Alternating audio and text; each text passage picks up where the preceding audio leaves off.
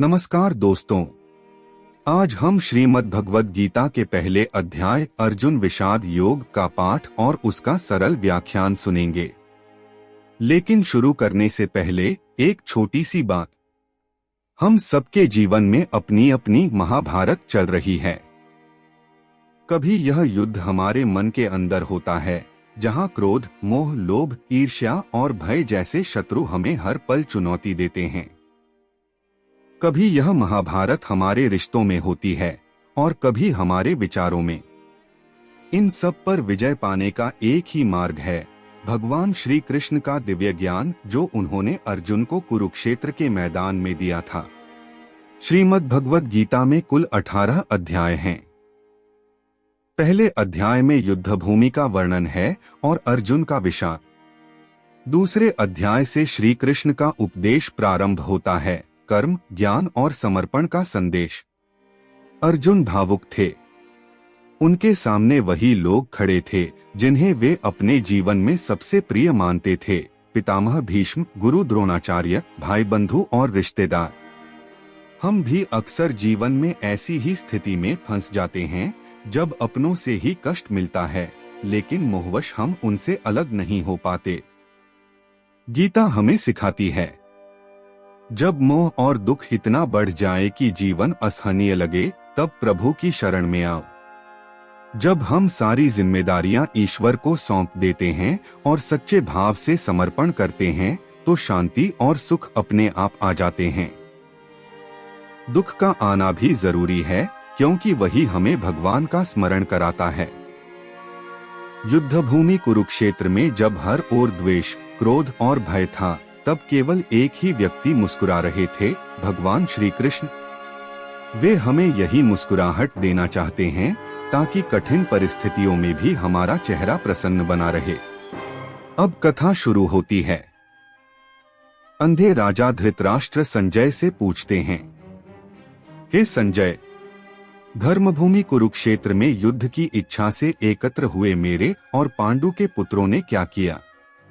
यह प्रश्न केवल जिज्ञासा नहीं था, बल्कि धृतराष्ट्र के भीतर छिपी चिंता और भय का प्रतीक था।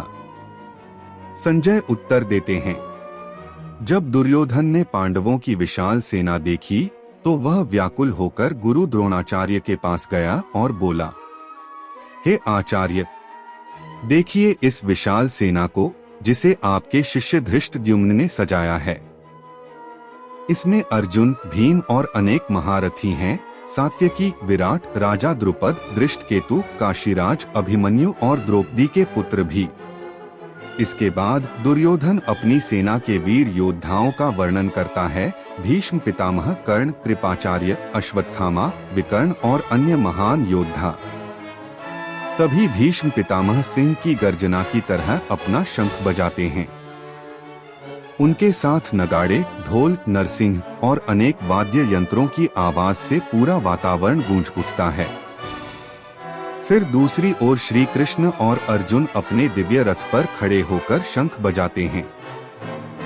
श्री कृष्ण का शंख पांचजन्य, अर्जुन का देवदत्त, भीम का पौंड्र, युधिष्ठिर का अनंत विजय, नकुल और सहदेव का सुघोष और मणिपुष्पक।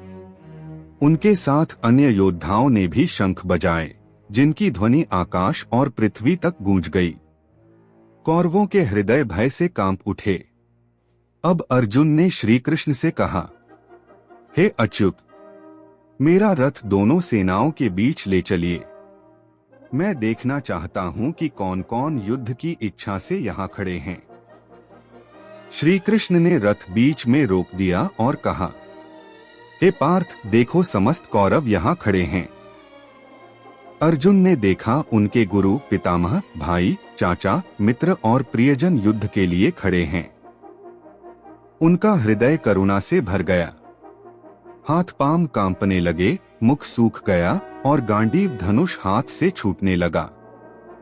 संजय कहते हैं, शोक और करुणा से व्याकुल होकर अर्जुन ने धनुष बाण त्याग दिया और रथ के पीछे बैठ गए। यहीं पर पहला अध्याय अर्जुन विषाद योग समाप्त होता है। यह अध्याय हमें सिखाता है कि जीवन में जब बड़े निर्णय सामने आते हैं, तब मोह, करुणा और कर्तव्य का संघर्ष हर किसी के भीतर होता है। अर्जुन का संशय वास्तव में हर मनुष्य का संशय है। दोस्तों, अगले अध्याय में हम जानेंगे कि श्री कृष्ण अर्जुन के इस गहरे संशय का समाधान कैसे करते हैं और उन्हें गीता का दिव्य ज्ञान कैसे प्रदान करते हैं। जय श्री कृष्ण। धन्यवाद।